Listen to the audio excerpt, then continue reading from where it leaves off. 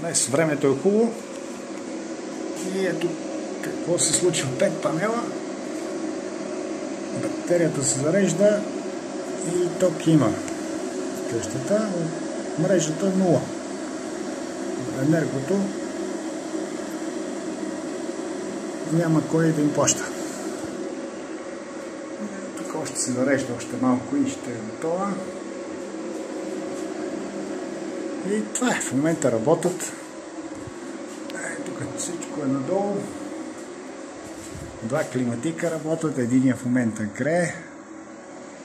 Другия в изчакване. Той е дигнал 22 градуса и чака.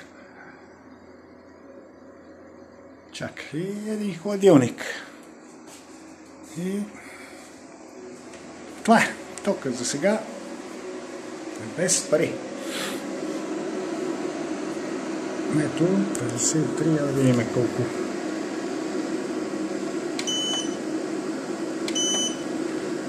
...8,4 кВт часа. Защо не го изяснява, не знам. 1,7 ампера за къщата, 2,7 произвежда, 6,9 батерията взима. И за сега добре. И това всичко се случва благодарение на тези панели. 5 броя. И даже дървото прави сега сянка на единия. И това е.